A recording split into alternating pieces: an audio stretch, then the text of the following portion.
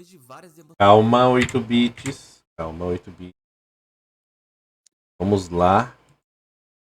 A parte 2, né? Começou bem, mas terminou mal.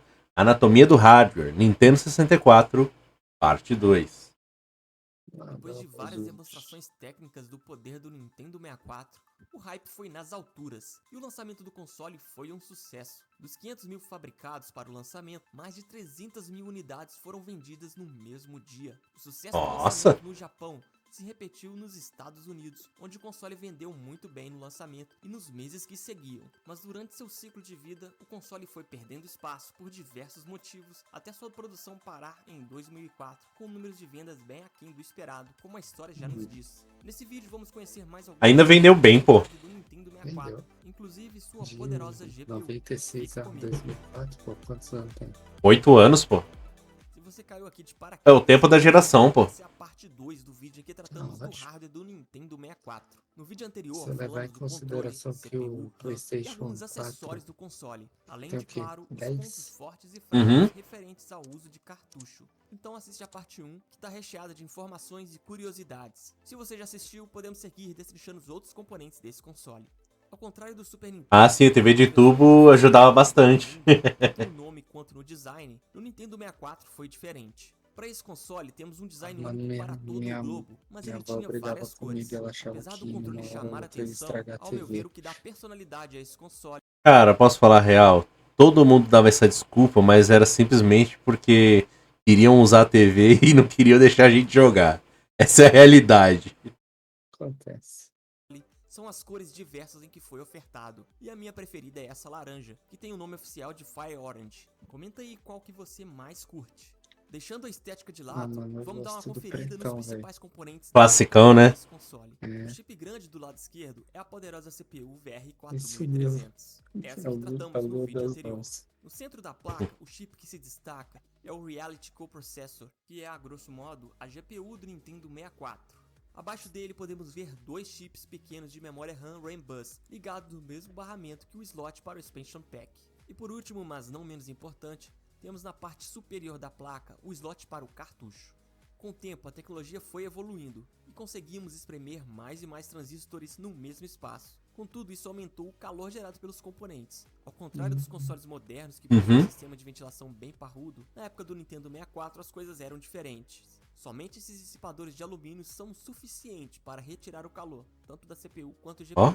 Que diferença, hein? Gelado. O Nintendo 64 tinha mecanismos para evitar a pirataria e também possuía trava de região. Através do sistema TNS, que usa um par de chips SIC, o Nintendo 64 consegue verificar se o cartucho inserido é original ou não, impedindo o boot do jogo caso não seja. Essa verificação ocorria antes mesmo dos dados do jogo serem lidos. Para mais detalhes sobre o funcionamento desse sistema, confira um dos primeiros vídeos do canal em que falo sobre o sistema TNS. Deixo aí no card para vocês. Já para evitar que os cartuchos de uma região funcionassem em outra, a Nintendo simplesmente fabricou cartuchos. Agora imagina, você é um cara que, sei lá, mora no Japão e vai morar nos Estados Unidos e leva seu Nintendo 64. Você não pode comprar cartucho nos Estados Unidos.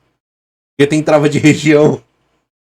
Que foda, né, velho? É de sacanagem, velho. Que bagulho merda.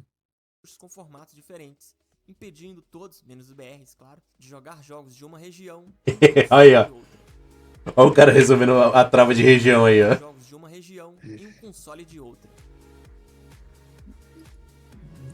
Oi, Antes de falarmos da BR, né? GPU do Uhum. console, que tal já deixar seu like e se inscrever no canal? Conto com a sua ajuda para alcançar a marca dos 50 mil inscritos. Estamos quase Viu, lá. galerinha? Vai O lá, projeto do 8 bits. Nintendo 64 começou Inscreve no canal do 8 bits lá. em uma parceria inédita da japonesa Nintendo com a empresa americana Pica das Galáxias, a Silicon Graphics. Essa empresa ficou a cargo do desenvolvimento, não só da CPU, mas também do processador gráfico do console. Chamado de Reality Coprocessor, esse chip trabalha na frequência de 62.5 MHz e possui internamente 3 setores. Mas aqui iremos Megahertz. focar em dois deles, Uhum. o RSP e o RDP. Esses dois trabalham em conjunto para gerar os gráficos desse console. O primeiro que vamos falar é o RSP. Ele é um processador baseado em MIPS da família Nossa. M4000, mas é uma versão reduzida e modificada de forma a trabalhar melhor com os gráficos.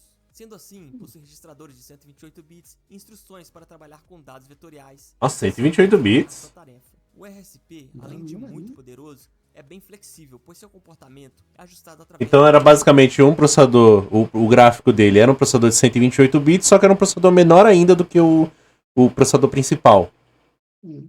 Ou seja, ele ia ter uma largura de banda maior para trabalhar, mesmo com pouca memória, ele trabalharia mais rápido. Interessante. Code. Sendo assim, o desenvolvedor consegue priorizar desempenho ou Inteligente. qualidade gráfica, Uhum. adicionar novos efeitos e assim por diante. Inclusive, a Nintendo demorou para liberar a documentação e ferramentas para trabalhar com o microcode do RSP. Mas quando fez, as desenvolvedoras conseguiram extrair muito mais do chip. Acontece que os microcodes prontos que a Silicon Graphics fornecia gerava polígonos muito precisos, mas com uma baixa performance. Empresas desenvolvedoras como a Boss Game Studio, a famosa Rare, e a Factor 5, que portou o Resident Evil para o console, conseguiram desenvolver seus próprios microcodes e extraíram cerca de 5 a 6 vezes mais desempenho do RSP. Após Nossa! realizar sua parte do trabalho na geração de um novo frame, é hora do segundo setor entrar em ação, o RDP. Ele é responsável pela rasterização, que, a grosso modo, pega os polígonos que foram calculados no passo anterior pelo RSP e transforma em uma imagem 2D que seu monitor ou TV é capaz de exibir. No processo também se aplicam texturas, calcula a cor do pixel com base na iluminação, sombra, etc. Ao contrário do PlayStation 1, a GPU do Nintendo 64 dá suporte ao Z-Buffer, por isso não vemos as texturas Foda. tremendo como no PlayStation. Ah! É dedicada a texturas que o RDP Foda, muito foda. Caraca, velho. É, porque tem essa, né? Tipo assim, muitos jogos que os caras fazem hoje, né? Aqueles jogos independentes, tipo aqueles da Puppet Combo, os caras fazem até aquele efeito das texturas se mexer enquanto você tá olhando assim, dependendo do ângulo, né? Isso era o problema dos videogames antigos. E o Nintendo 64 tinha solução pra isso, velho. Não, tem somente Por isso que eu não- Minecraft. Por isso que eu não me lembrava disso, velho, no Nintendo 64. Eu só lembro disso em jogo de PlayStation mesmo. Então, Minecraft de Xbox 360 tem esses problemas gráficos. Eu lembro muito bem de jogar no 360 e se você olhasse pro baú, quando ele era um baú grande, né? Você fazia um baú grande, Tá a meio linha, torto.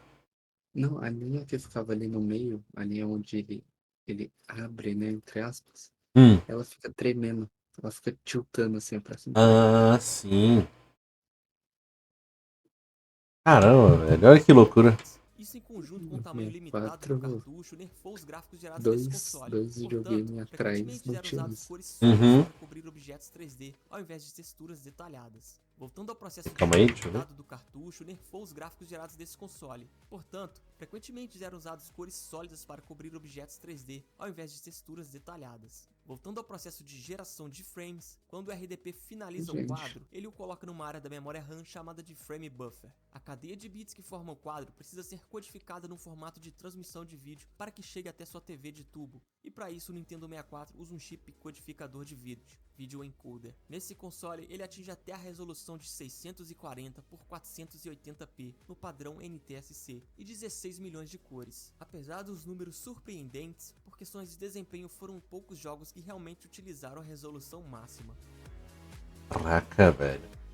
E Para hoje em transmitir a dia imagem para a tela da 640 TV, não é a nada. Nintendo disponibilizou É o 480p, né? que já era utilizada É, desde então. o Super Nintendo, chamada de multi-out. Ao contrário do console de 16 bits, o sinal de vídeo RGB não está disponível, a não ser por meio de mods. Oficialmente você tem o sinal S-Video e vídeo composto, que é popularmente conhecido por AV. No que diz respeito ao áudio do console, temos algo bem curioso aqui. A fim de cortar custos, não temos um chip dedicado para o processamento de áudio, mas sim temos a colaboração de CPU e RSP. Sim, aquele setor da GPU. Como havia dito, o É comportamento... que codificação de áudio, ela não puxa tanto do processamento, né?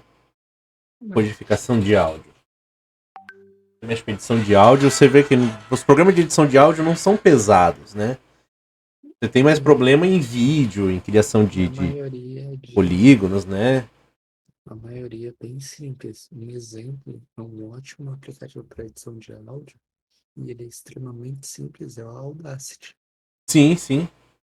Mas aí você vai pegar o mais simples dos editores de vídeo, ele é uma bosta. Nossa.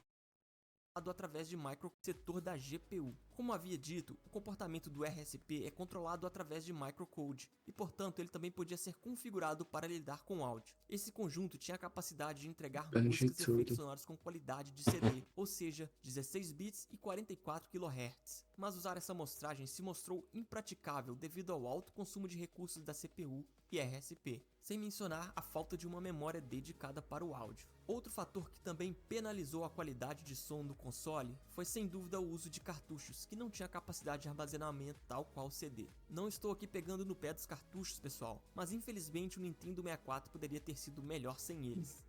É verdade. Para alimentar o console, é claro que a gente não ia usar uma fonte de revés. Afinal, nessa época, os consoles consumiam bem pouca eletricidade. Portanto, a Nintendo mandava na caixa uma fonte chaveada que supre as tensões de 12 volts e 3.3 volts e que entregava 24 watts de potência. Nesse Nossa, momento, velho. tranquilidade de ligar o videogame e não gastar igual um chuveiro Lorenzetti, né? Tempo bom. Vimos que o Nintendo 64 tinha um hardware muito bom, mas o uso de cartuchos e até mesmo a memória RAM unificada nerfaram demais o potencial do console.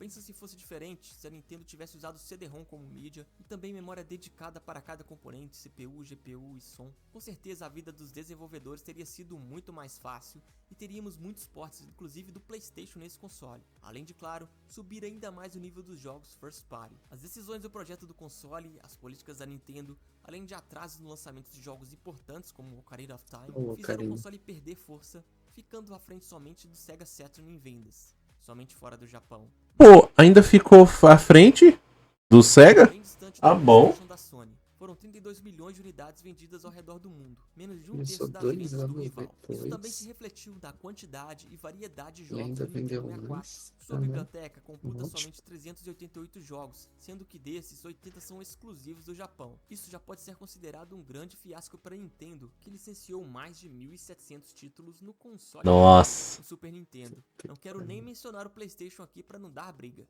Mais de 8 mil. Apesar dos problemas, a Nintendo colheu alguns aprendizados para seu próximo console, o Projeto Dolphin. E de forma alguma podemos... Projeto Dolphin, que dá nome ao emulador. Nintendo 64. Encontramos em sua biblioteca exclusivos de peso, que fizeram muito marmanjo com o PlayStation comprar o 64 só para jogá-los. Em especial, Super Mario 64, Zelda Ocarina of Time, Super Smash Bros. E por aí vai. São vários títulos que valem a pena você revisitar ou mesmo conhecer nos dias de hoje. Mas essa é minha opinião. Concorda comigo? Jogo extremamente controverso Então, esse foi pra empresa family friend. Nostalgia, onde cobrimos o hardware do Nintendo 64. Assista meus outros vídeos dessa série. Não se esqueça de deixar seu like e se inscrever. Grande abraço. Valeu. Nosso querido Mario 64. Ah, Mario 64 pra mim é um dos meus favoritos de todos os tempos. Você sabe, né? Você sabe, eu sou fanboy de Majora's Mask. Eu sei.